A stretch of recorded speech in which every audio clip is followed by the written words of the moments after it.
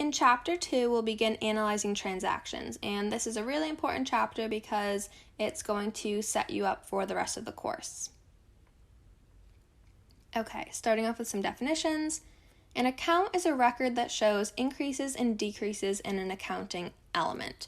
And if you remember, the accounting equation is assets equals liabilities plus owner's equity, and within each of those elements there are various accounts.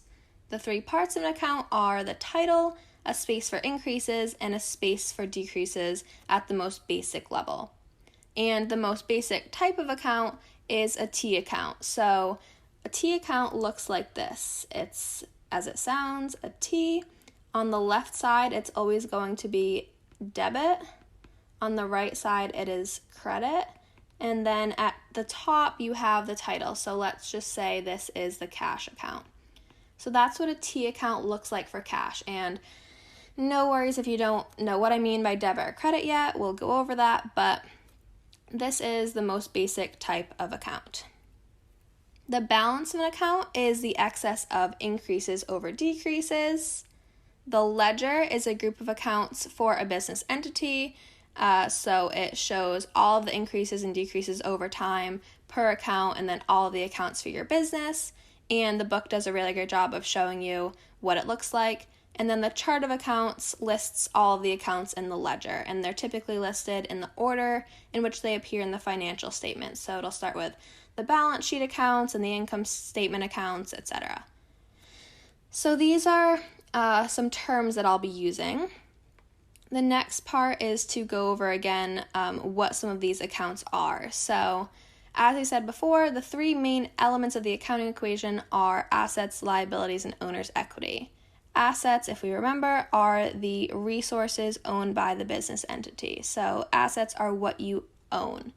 Liabilities, on the other hand, are what you owe. So liabilities are debts owed to outsiders. So that's usually creditors, and they usually have the term payable. So you'll hear me use accounts payable a lot.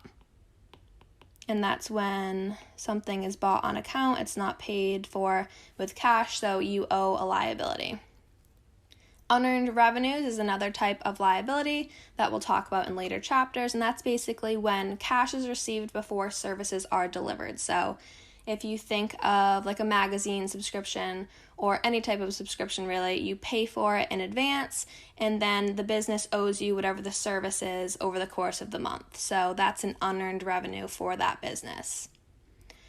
Owner's equity is the owner's right to the assets of the business after all of the liabilities are paid. So if the business were to liquidate and they had to sell off all the assets to pay off the liabilities, whatever's left is owner's equity.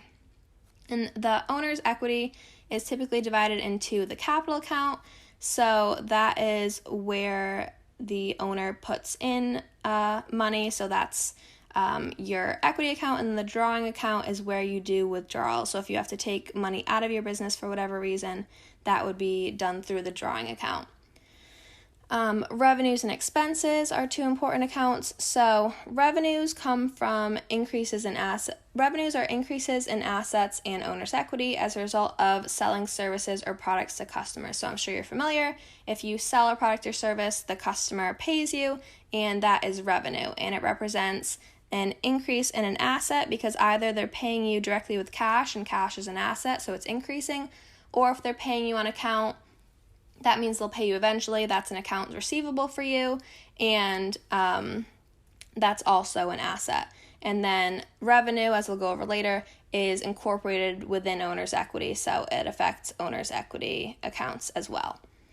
Expenses, on the other hand, are the result of using up assets or consuming services in the process of generating revenues. So in order to produce a product or service, you probably need some sort of input. So those could be labor, they could be actual physical, tangible things that are the inputs, but either way, you need to pay for them. So that could be like a wages expense, supplies expense, etc. So revenues and expenses go hand in hand. We know that from the matching concept that whenever we sell something, there are usually associated expenses.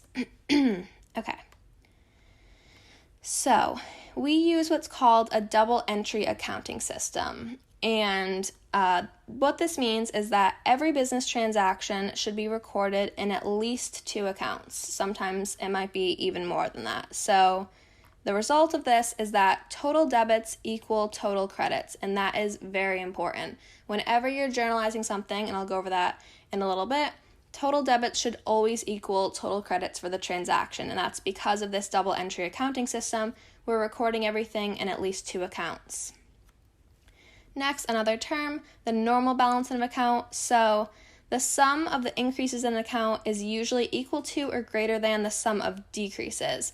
So the normal balance of an account is either a debit or a credit, depending on which side represents the increases. So typically, your normal balance is going to be the side of the increase because increases in the account are usually greater than or equal to the decreases. So if you're thinking of the cash account, you would want to have cash increase more over the term than it decrease, because if it decreased more, that would be a problem. Okay, so now I'm going to show you what all of the accounts are that we'll be working with, or the most basic ones, and which side's a debit or credit, which side is a normal balance, etc. So the way I like to present it, and the book will present it a similar way if you want to look at Exhibit 3 on page 63, is the following. So you start with assets equal liabilities plus owner's equity.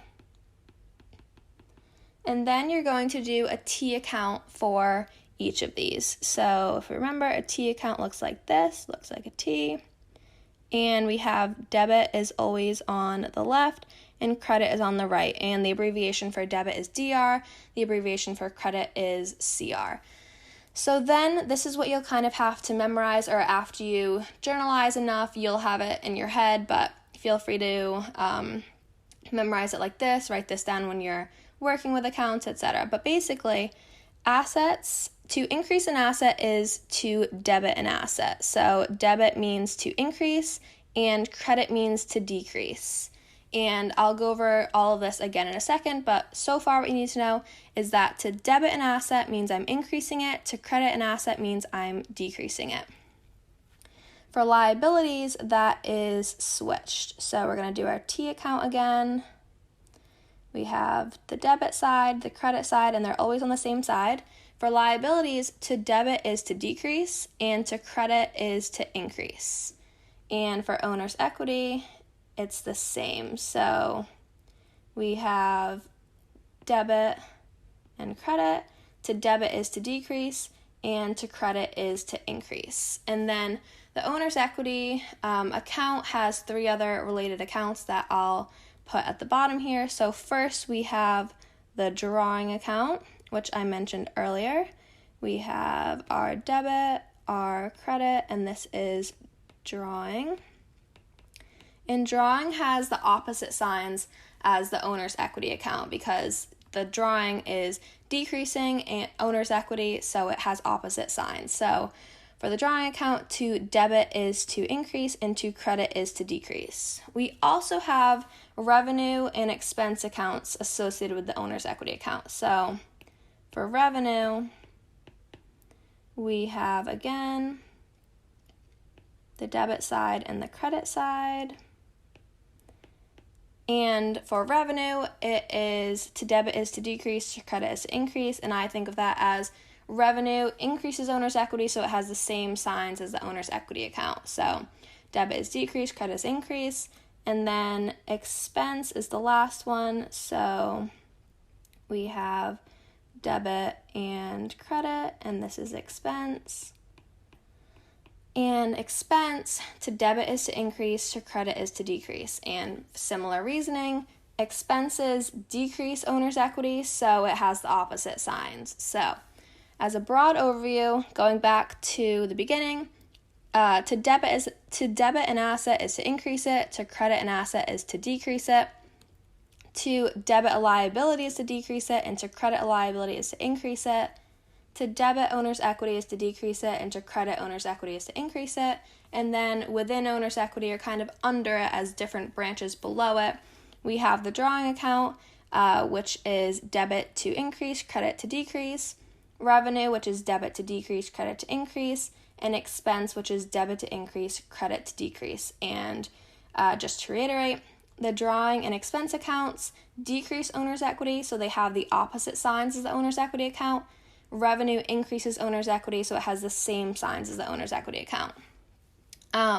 This is a lot all at once. It'll take you a little while to become familiar with it, memorize it, use this, but you'll get the hang of it. And then in terms of the normal balance, it's the side of the increase usually. So for assets, the normal balance is a debit.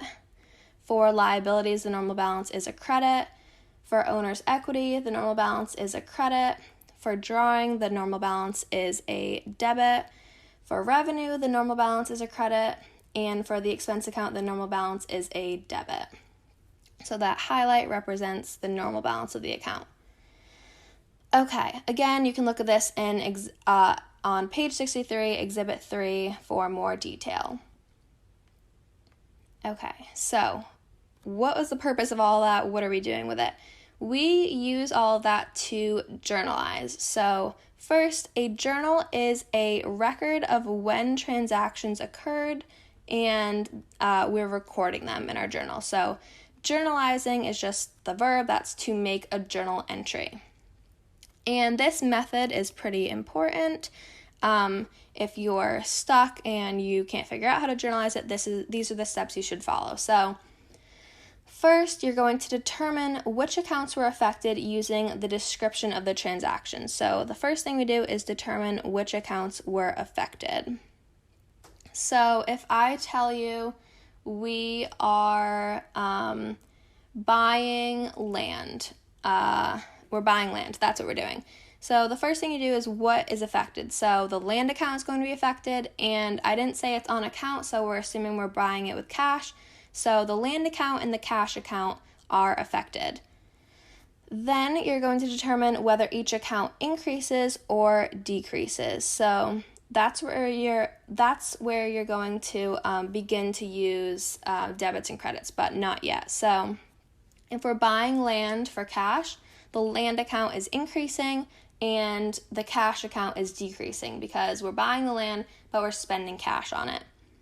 Then we're going to determine whether each increase or decrease should be recorded as a debit or credit. So that is when you're going to have all of this memorized, you're going to know it, and you're going to say, okay, if we are, we're buying land for cash, land is increasing, land is an asset, and to increase an asset is to debit. And then we are spending cash, cash is also an asset, to decrease an asset is to credit. So you would debit land and credit cash.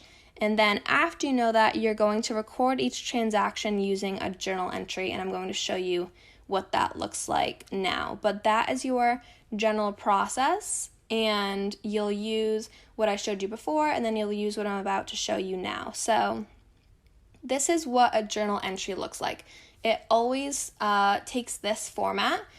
So you have your date up at the top, you have your description of the transaction, don't pay attention to the post ref, that doesn't matter, and then a space for debits and a space for credits. So I'm going to go over what's happening in each of these transactions and words and kind of explain it. So on November 1st, it says we have cash is being debited for $25,000, and Devon Ahern Capital, that's my owner's equity account, is being credited for $25,000. So what's happening here?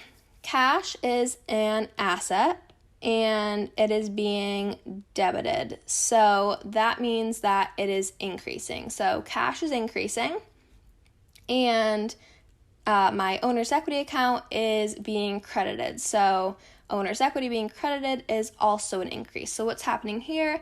Cash is increasing, and that's owner's equity. Cash is increasing, and owner's equity is increasing. So that means I'm investing in my business and starting my business, so I have cash and I have owner's equity. They're both equal to $25,000 right now, and that's the first step. Then on November 5th, I decide to, this is me buying land for cash. So that's the transaction I just described before. So land is being debited for $20,000 and cash is being credited for $20,000. So land is an asset. To debit an asset is to increase. So land is increasing by $20,000. Cash is also an asset. To credit an asset is to decrease it, so cash is decreasing by $20,000. So that is the transaction of buying land with cash. Land increases, cash decreases. Moving on, November 10th, we have supplies being debited for $1,350 and accounts payable being credited for $1,350. So supplies is an asset, and accounts payable is a liability. So supplies is an asset, and to debit an asset is to increase it. So supplies are increasing, and then accounts payable is a liability. To credit a liability is to increase that. So supplies are increasing and a liability is increasing. That means we are buying supplies on account. We're not paying for it with cash. Instead, we're saying I'll pay you later, so that's a liability. So the asset side increases, the liability side increases. If we think back to our accounting equation, everything is still balanced. Next, November 18th, this says cash was debited for $7,500 and fees earned was credited for $7,500. So cash is an asset. Fees earned is what revenue is called for service businesses. So here we have cash being debited, so cash is increasing, and then fees earned being credited. To credit revenue is to increase it. So cash is increasing and revenue is increasing. That means we presumably sold something, we received cash for it, and then we book it as revenue. And then on November 30th, we have supplies expense being debited for $800 and supplies being credited for $800. So supplies expense, as it sounds like, is an expense account, and supplies, as we know from earlier, is an asset. So over the course of the year, supplies are what's known as a prepaid expense. So you buy them, you have them as an asset, but then you use them up over the course of the year. So once they're used up, then they become an expense. So over this time period, November 1st to the 30th, we used up $800 worth of supplies. So what we do, supplies expense is debited. To debit an expense account is to increase it. So that means expenses are increasing because we used up $800 worth of supplies. And then supplies is an asset, we're crediting it, so supplies is decreasing.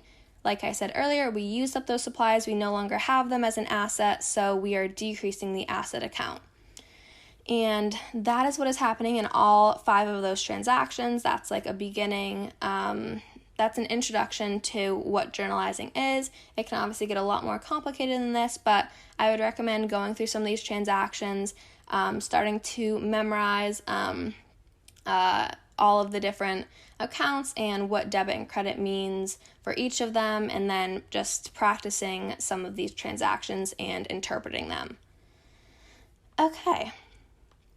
So that was journalizing, and then after you journalize, we do what's called posting. So a transaction is first recorded in a journal, and then the journal entries are periodically transferred to accounts in the ledger, and I talked about the ledger at the very beginning.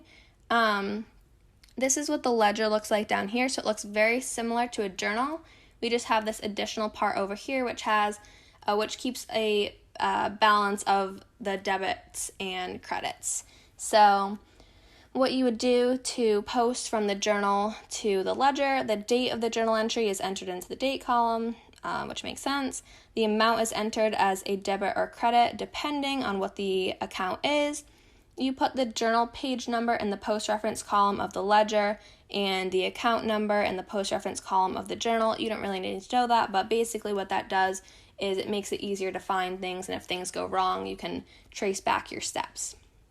And then on the right side, you keep your rolling balance of what the balance is of that account. Okay. A trial balance. So trial balances are really important. We're going to go over 3 different kinds of trial balances throughout this course, but we're just going to talk about the first one here. First, what is a trial balance? It is a method of detecting errors that may have occurred in posting debits and credits from the journal to the ledger, and then I'll talk about later types of trial balances in different videos, but what the trial balance does is it verifies that total debits equal total credits. That is its one job. It can't tell you that you made no errors at all, because you could have 2 errors that you made that worked themselves out, so total debits still equal total credits. A lot of other things could have gone wrong too. So all a trial balance can do is tell you that your total debits equal total credits, and I think it's important to remember that. Okay, like I said, there are 3 different kinds. There's an unadjusted trial balance, an adjusted trial balance, and a post-closing trial balance.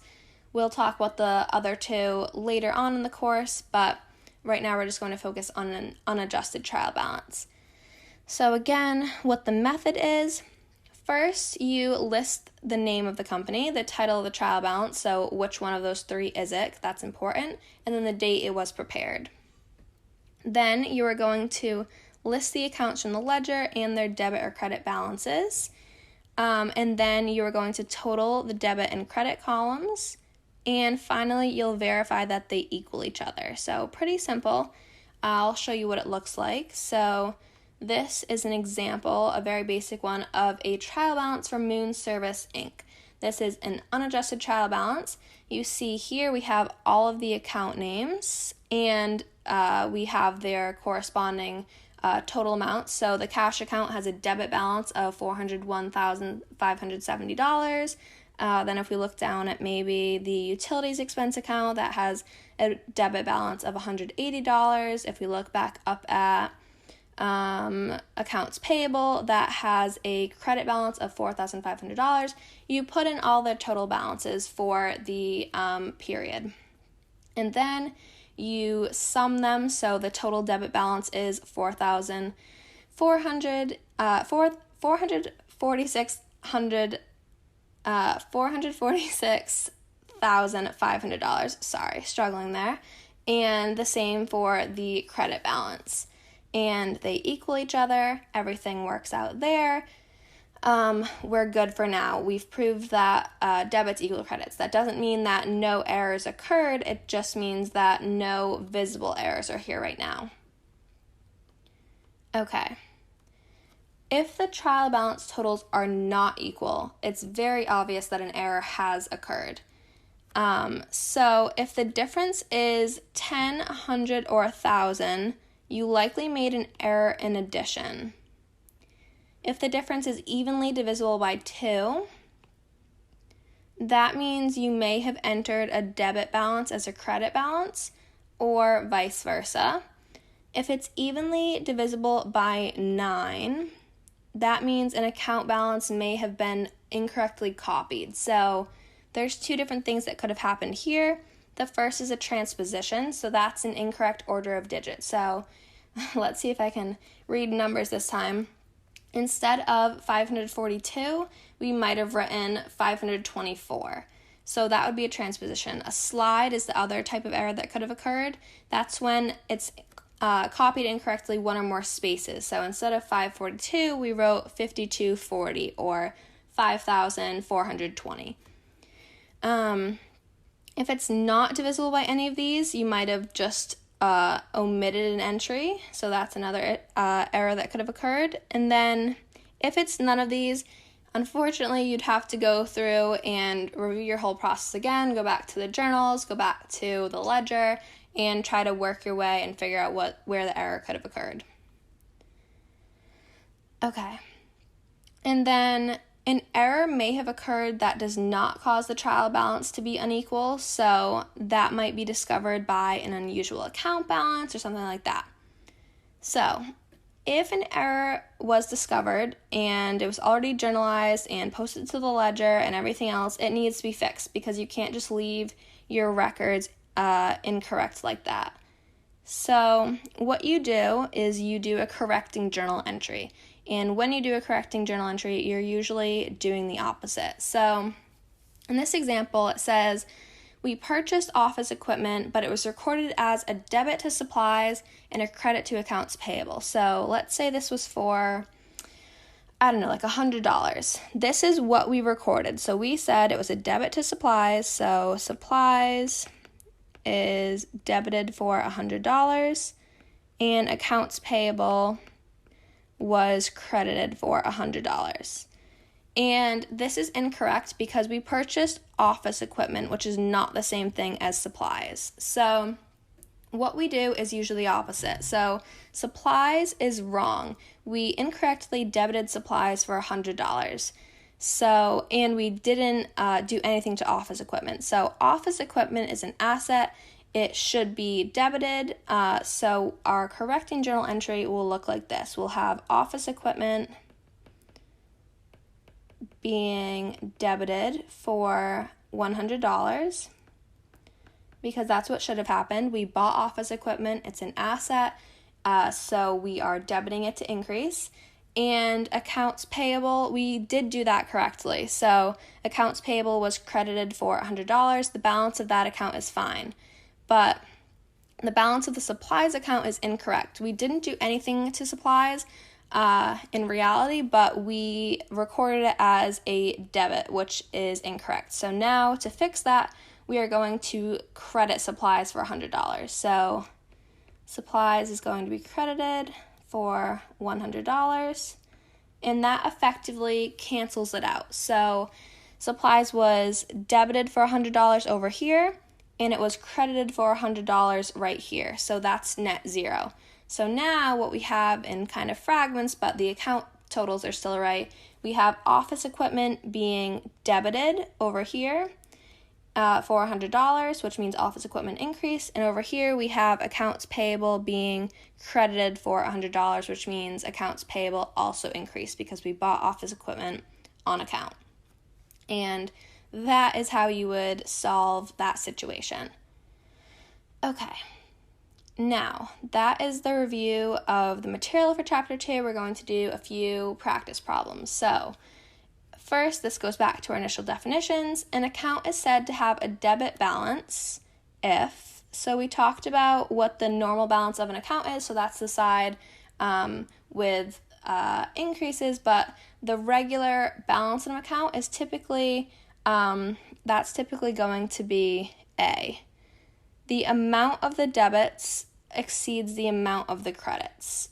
So that's talking about the actual dollar amount. So if the dollar amount of debits is $1,000 and the dollar amount of credits is $500, that means it has a debit balance. B is incorrect because it doesn't matter if there are more entries on one side than the other, because maybe all the entries on the debit side are for $1, but all the entries on the credit side are for like $100 or $1,000. So the amount of entries doesn't really matter. So that's B and C are wrong. And then the first entry also doesn't matter. So B, C, and D are all incorrect. A is the correct answer. The amount of the debits exceeds the amount of the credits. Okay. A debit balance may indicate, this is going back to that chart that I made for you. So we know that if we do it quite simply, we have assets equals liabilities plus owner's equity, and we have debit and credit, increase, decrease, debit, credit, decrease, increase, debit, credit, and then decrease, increase. This is the basic one. So automatically we know that a debit may indicate a decrease in liability accounts. So that is right here. So to debit a liability account is to decrease it, to credit a liability account is to increase it. And just to go over the other ones, a debit represents an increase in the asset account, so this is incorrect. A debit represents a decrease in the revenue account, so that's incorrect.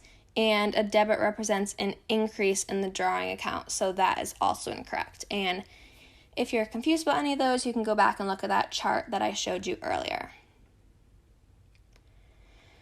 Okay, which of the following entries records the acquisition of office supplies on account? So I like to do it, I like to write it out first and then check the answer. So the acquisition of office supplies on account, that means we are buying office supplies and we're not paying for them with cash, we are paying for them in the future, so that is an accounts payable. So what's happening? Office supplies is an asset and we're buying it, so it's going to increase. So office supplies is going to be debited, let's just say like for $100. And we are buying them on account, so that means we are increasing a liability account. So accounts payable is being credited for $100. So our answer here then is that office supplies is being debited and accounts payable is being credited. So that is C. Office supplies debit, accounts payable credit. And finally, a trial balance is prepared to. So this is what I said earlier. It is not to prove that no errors were made when journalizing. That's incorrect because we can't prove that. It's not to prove that no errors were made in posting to the ledger because errors still could have been made. We just might not see them. It might have worked itself out. It's not to prove that each account balance is correct because something could have happened there as well. Its only purpose is to discover errors that affect the equality of debits and credits. That's all it can do, is prove that total debits equal total credits at whatever stage of the process you're in. So those are all the practice problems. If you have any questions on anything at all, please feel free to reach out or come to office hours. Hope you have a great rest of your day.